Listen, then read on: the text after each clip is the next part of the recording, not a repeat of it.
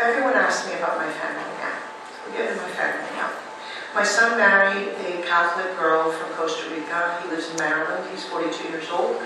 And until 3 weeks ago, I thought, well, that he had a daughter. My granddaughter is 2.5. Until 3 weeks ago, I said, well, there goes that. Because my daughter-in-law is very religious, Catholic. And I thought, okay, so from my son, that's it.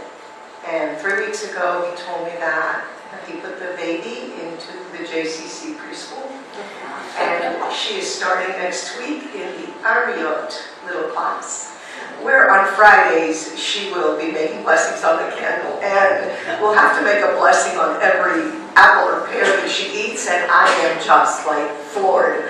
And it came out of left field. I wasn't expecting it. My daughter is 32 years old.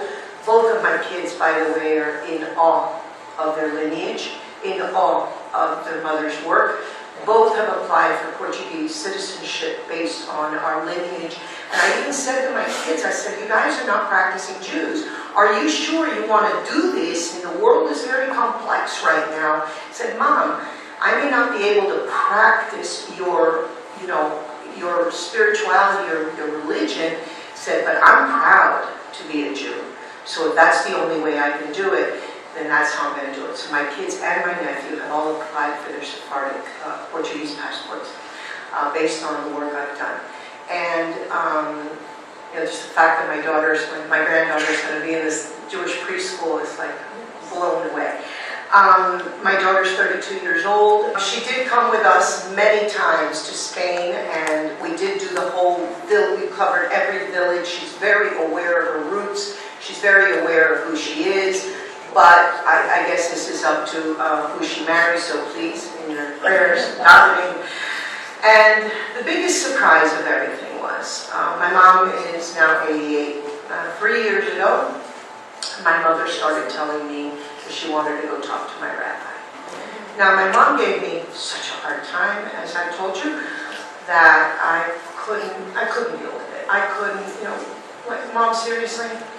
And I said to my rabbi, I can't handle this. I mean, you want to talk to my mom? He said, hey, you may have your third book, because I wrote a couple of books about the grandmothers, and he said, just let her come in. So Michael, my ever-loving, taking care of all the bummer things in my life, takes my mother in to see the rabbi, and tells the rabbi that she cannot die Catholic, that she wants to return to Judaism. And he tells her that, I was always wondering, by the way, how would the rabbi, who's such a Haredi rabbi, take all of these letters that I had and all of these certifications from Israel, when push came to shove? Was he going to shove it or push it? What was he going to really do with this? Because really, Haredi from New York and Hafetz Chaim and all this kind of thing, I wasn't sure. But you know what he said to me? He said, she needs to just do one mitzvah, and it's Friday afternoon. Why don't you go and light candles with her at her house? I did. She lit the candles. She said, I want you to say the blessing. She told me in English. I'll repeat after you. And she said the blessing over the candles, the one mitzvah that she did. And that Monday, she went into such a deep Alzheimer's, I've never been able to talk to her again. She lives at the palace, and after that Friday, that was the last conscious act I did with my mom, with her wanting to light candles and coming back. She held on for 3 months. She asked me to see the rabbi, and I balked.